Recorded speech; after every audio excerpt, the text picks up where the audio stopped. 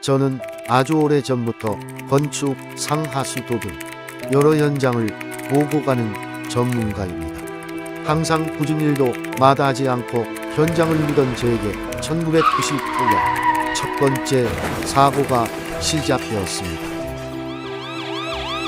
현장 작업 중 덤프트럭과 충돌하는 교통사고로 인해 골반부터 무릎까지 하반신대 부분을 다치게 되었고, 희망의 끈을 놓지 않고 회복이 되는 대로 현장에 복귀했지만 2007년 상수도 배관을 설치하는 공사 현장에서 토사가 붕괴되어 다리가 무릎까지 매몰되는 경험을 하고,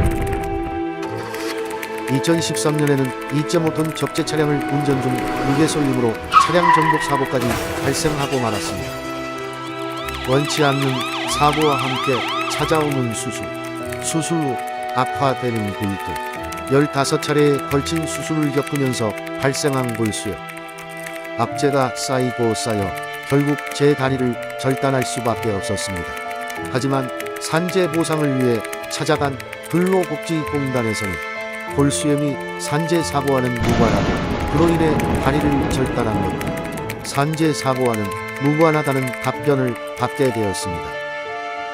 반복되는 큰 사고에도 살아보고자 용기를 잃지 않고 매번 현장을 달려갔던 저였지만, 다리와 함께 운전도 현장 참여도 모든 할 수 있는 것을 잃어버린 후 막막한 저는 포유의 문을 두드릴 수밖에 없었습니다. 여러분들 앞선 저희 그 일러스트 영상 보셨죠? 골수염이 발생해서 다리를 절단할 수밖에 없었다, 이단수를 시행할 수밖에 없었다를 산재 사고로 만들고요.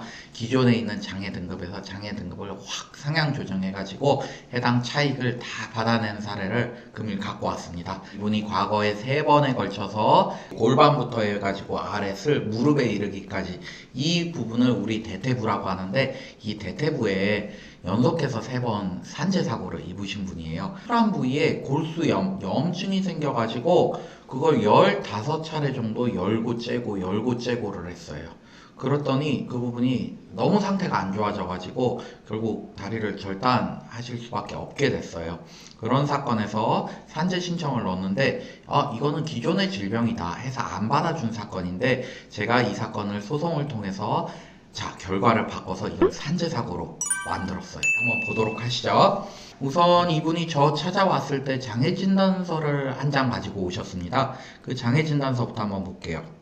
보는 정형외과에서 어떤 치료를 수차례 수술 치료를 받았다.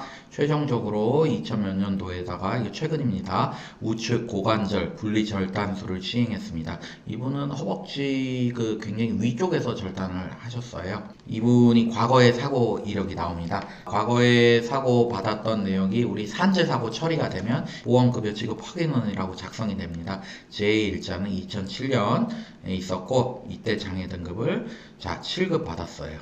우측 슬관절 불의 염자와 자상, 대퇴부 자상, 대퇴부 신경손상, 간부골절. 우리 간부라고 하는 것은 뼈와 뼈가 있으면 이 중간 부분을 얘기합니다. 샤프트라고도 하죠. 어떤 재해냐? 백호로 수직 터파기 굴착 후 건설 현장에서 수직 터파기 하고 있었네요.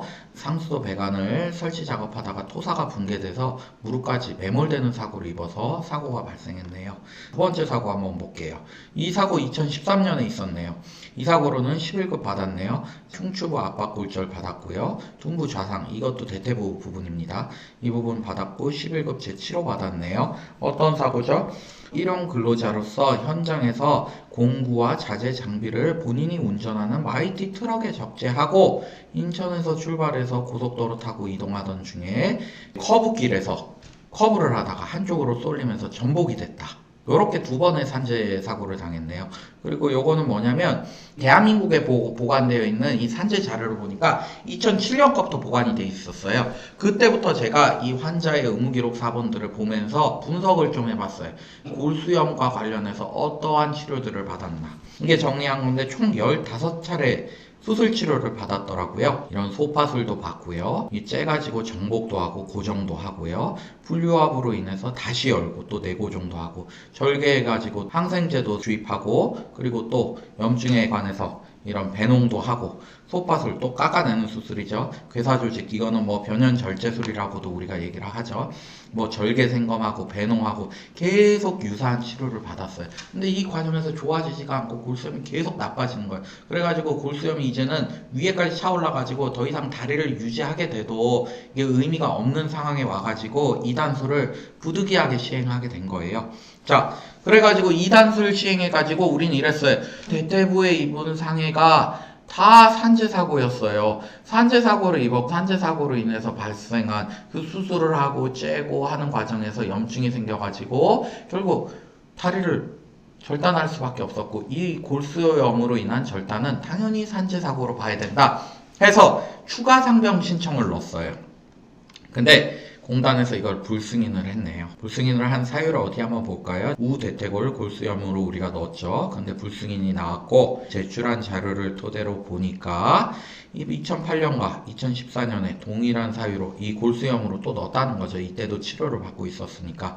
기존 질환이라는 이유로 이때도 청구 기각을 받았다. 그리고 보통 산재 가게 되면 자문의사회 회의에서 이게 인과관계가 있는지 여부를 판단하잖아요. 자문의사회에 소견을 넘겨봤더니 이건 기존 상병으로 봐야지 대퇴부 부위의 부상과는 인과관계가 없다. 그렇게 해서 불승인 처분을 냈어요. 자문의사회 회의인데 저희가 결론만 한번 볼게요. 추가상병 불승인, 기존 질환으로 재요양 불승인, 신청상병 인정이 어려움이라고 냈어요.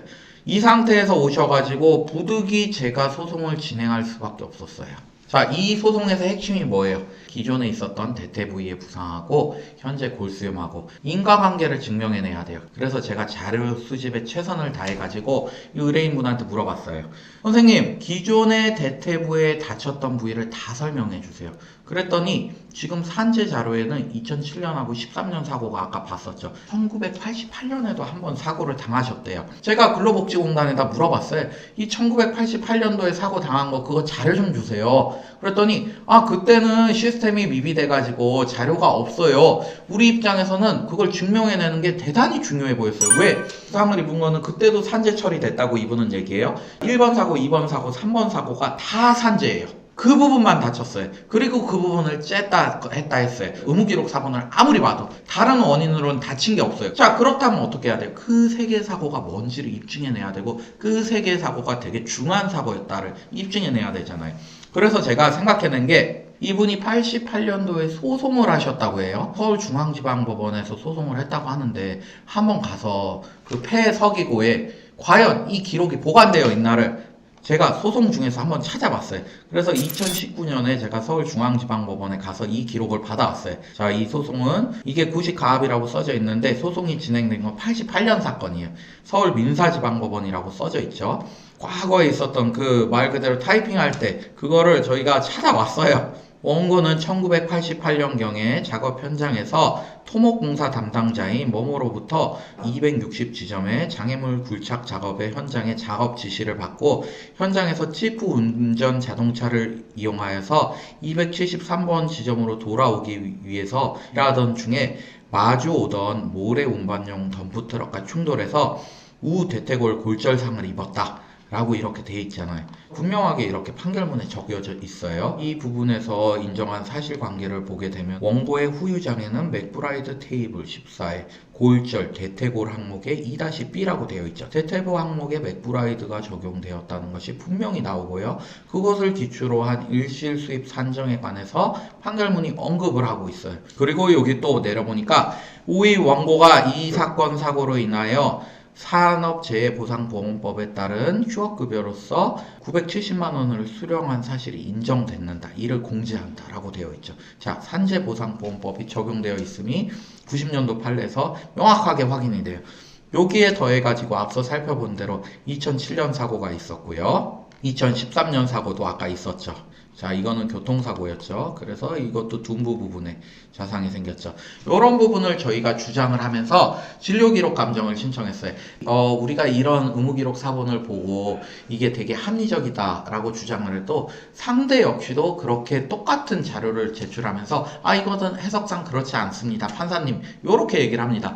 그렇게 되면 판사님이 공정한 객관적인 제3의 의사 중에서 감정인을 지정해 가지고요.